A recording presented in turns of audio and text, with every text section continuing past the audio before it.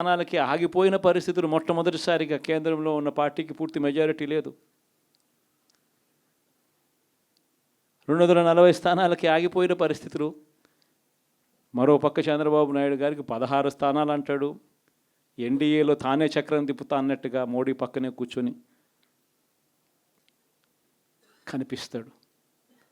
మరి ఇలాంటి పరిస్థితుల్లో కూడా రాష్ట్రానికి రావాల్సిన ప్రత్యేక హోదా అడక్కపోవడం, ఇలాంటి పరిస్థితుల్లో కూడా రాష్ట్రానికి రావాల్సిన ప్రత్యేక హోదా అడక్కపోవడం, అడిగి సాధించుకోకపోవడం,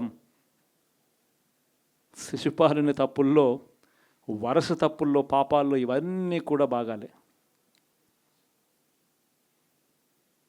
ఇటువంటి పరిస్థితుల్లో కూడా రాష్ట్రానికి రావాల్సినవి కావాల్సినవి అడగలేని పాలన, అడగలేని మనిషి రాష్ట్రానికి ఏం సమాధానం చెప్తాడు? రాష్ట్ర పిల్లలకి ఏం సమాధానం చెప్తాడు? రాష్ట్రంలో ఉన్న యువకులకు, పిల్లలకు ఏం సమాధానం చెప్తారు? శిశుపాలుని పాపాల్లో ఇవన్నీ కూడా ఇప్పటికే వేగంగా కూడా అందుకుంటా ఉన్నాయి. అదే జగన్ ఉండింటే, అదే వైఎస్ఆర్ కాంగ్రెస్ పార్టీ పాలన ఉండింటే ఈ పాటికే విద్యా దీవెన బటన్ అయిపోయి ఉండేది. జనవరి, ఫిబ్రవరి, మార్చికి సంబంధించిన క్వార్టర్కి సంబంధించిన Vidya Deevena fee reimbursement pending. అదే జగన్ ఉండింటే ఏప్రిల్లో ఇవ్వాల్సిన Vasathi Deevena first instalment pending. ఇప్పటికే రైతు భరోసా పెండింగ్, అమ్మఒడి పెండింగ్, చివరికి చిన్న అమౌంట్ అయిన మత్స్యకార భరోసా కూడా పెండింగ్. అదే జగన్ ఉండింటే ఈ పాటికి ఇన్ని బటన్లన్నీ ఈ పాటికి అయిపోయి ఉండేటివి. ఒక్క జగన్ తప్పుకోవడంతో, ఒక వైఎస్ఆర్సీపీ పాలన పోవడంతో ఈరోజు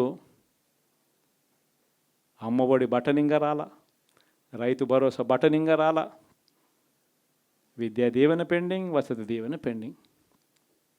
ఇప్పటికే ఇక ఇదే అంటుకుంటూ పోతుంది. డిసెంబర్, జనవరి వచ్చే నాటికి ఏమయ్యా ఇవన్నీ మాకు చెప్పావు, 4,12,00,000 మంది ఓటర్ల లిస్టు, ఇందులో సగం మంది ఆడవాళ్ళే, అందరూ 18 సంవత్సరాల పైవారే ఓటర్ లిస్టులో ఉన్నారు అని అంటే, మరి వీరందరికీ 1,500 ప్రతి నెల ఇస్తానన్నాడు. సంవత్సరానికి 18,000.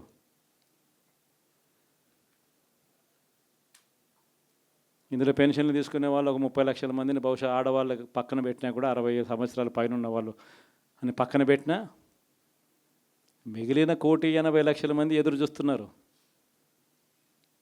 అప్పుడే చంద్రబాబు వచ్చేసాడు, చాలా రోజులు అయిపోయింది, ఇంతవరకు మాకు రావాల్సిన 1,500 నెల నెల ఇస్తానన్న 1,500 ఇంకా రాలేదేమో అని చెప్పి రైతులు ఎదురు చూస్తూ ఉన్నారు. 20,000 పెట్టుబడి సాయంగా ఇస్తానన్నాడు, అది ఏమవుతుందని. దాదాపు 1,00,000 మంది పిల్లలు పైగా ఉంటారు, బళ్ళకు పోయే పిల్లలందరికీ ఇస్తామన్నాడు. అమ్మఒడి కింద వాళ్ళ పథకం ఏదైతే నేను దాని కింద 15,000 అని చెప్పి ఆ తల్లులకు 15,000 కోట్లు, దానికి వెయిట్ చేస్తూ ఉన్నారు. ఇవన్నీ వెయిట్ చేస్తూ ఉన్నారు. ఇవన్నీ ఏవి కూడా అడుగులు ముందును పడని పరిస్థితి. ఇవన్నీ కూడా డిసెంబర్, జనవరికి వచ్చేసరికి అన్నీ కూడా ఊపందుకుంటాయి, వేడందుకుంటాయి. హనీమూన్ పీరియడ్ అనేది ఆగిపోతుంది. వైఎస్ఆర్ కాంగ్రెస్ పార్టీ చేయాల్సిన పనులు చెప్తా ఉన్నా. ఈ ఓడిపోయాము అన్న ఈ భావన మనసులో నుంచి తీసేయండి. మనం చేసిన మంచి ప్రజల్లో ఇంకా ఉంది. 1% పూర్తి సాగిపోయినాయి. అదే మాదిరిగా బిల్డింగ్స్, మొట్టమొదటిసారిగా నేను వెళ్ళింది శాసన మండలి, శాసనసభ అభ్యర్థులు ఎవరైతే ఎమ్మెల్యేలు, ఎమ్మెల్సీలు ఉండే క్వార్టర్స్కి వెళ్ళాను. 80-70% వర్క్ అంతా పూర్తయింది. మిగిలినటి ఎక్కడ వేసిన గొంగళ అక్కడే మిగిలిపోయింది. ఆ తర్వాత పక్కనుండే ఐఏఎస్ ఆఫీసర్స్ జూనియర్ ఆఫీసర్స్ యొక్క క్వార్టర్స్ చూశాను. అవి కూడా అక్కడే ఉన్నాయి. 70-80% పూర్తి అయింది. పక్క నుండి సెక్రటరీస్, అదే మాదిరిగా ప్రిన్సిపల్ సెక్రటరీస్ బిల్డింగ్లన్నీ ఉన్నాయి. అవన్నీ కూడా తుమ్మ చెట్లు మొత్తం మొలిచిపోయి ఇవన్నీ కమ్ముకుపోయే పరిస్థితి వచ్చింది. పక్కనే హైకోర్టు వస్తుంది. అక్కడనే అడ్మినిస్ట్రేషన్ కోసం 5 టవర్స్ ని ప్రారంభించాం. ఇంకొక పక్కన అసెంబ్లీ బిల్డింగ్ వస్తుంది. దాని పక్కనే హైకోర్టు వస్తుంది. అక్కడనే జడ్జెస్ బంగ్లాలు వస్తాయి. పక్కనే ఎమ్మెల్యేలు, మినిస్టర్స్ బంగ్లాలు వస్తాయి. దాని తర్వాత గెజిటెడ్ ఆఫీసర్స్ 1 గాని 2 గాని నాన్ గెజిటెడ్ ఆఫీసర్స్ యొక్క క్వార్టర్స్ వస్తాయి. ఇవన్నీ కూడా ఎక్కడికక్కడ నిలిచిపోయినాయి. రోడ్లు కూడా అధ్వానంగా ఉన్నాయి. చాలా బాధాకరమైన సిచ్యువేషన్. రాష్ట్రంలో ఉండే ప్రజలందరూ అర్థం చేసుకోవాల్సింది, ఈ విధంగా ఉండవలసిన రాజధాని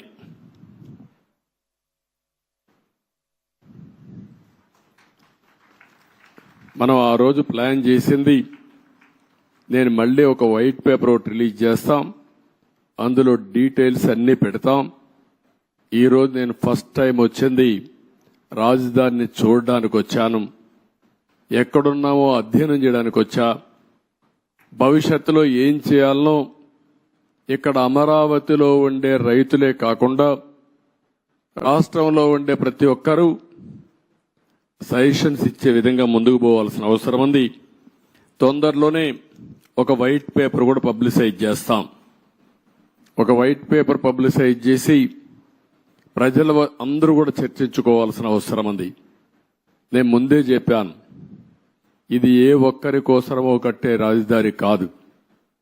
ఇది ప్రజా రాజధాని, భావి తరాల భవిష్యత్తు కోసం రాజధాని, తెలుగు జాతి గర్వంగా తలెత్తుకుని తిరిగే రాజధానిగా ఉండాలి. అదే సమయంలో ఇక్కడ అమరావతి రాజధాని వస్తుందంటే విశాఖపట్నాన్ని ఆర్థిక రాజధానిగా తయారు చేయాలని, కర్నూలుని ఒక మోడర్న్ సిటీగా ఆధునికమైన నగరంగా తయారు చేయాలని, అదే మాదిరిగా అన్ని జిల్లా హెడ్ క్వార్టర్స్ కూడా ఏమేం చేస్తామో చాలా స్పష్టంగా చెప్పాం. దాని ప్రకారమే మీరు చూస్తే 12 ఇన్స్టిట్యూషన్స్ గవర్నమెంట్ ఆఫ్ ఇండియా ఇస్తే కర్నూలులో IIT పెట్టాం. అక్కడనే ఉర్దూ యూనివర్సిటీ పెట్టాం. అనంతపూర్లో సెంట్రల్ యూనివర్సిటీ పెట్టాం. తిరుపతిలో ఐజర్ గాని అదే మాదిరిగా IIT గాని పెట్టాం. ఇంకో పక్క విశాఖపట్నంలో IIM పెట్టాం. తాడేపల్లిగూడెంలో NIIT పెట్టాం. మంగళగిరిలో all India institute of medical science పెట్టాం. ఇంకొక పక్కన ఒంగోలులో IIT పెట్టాం.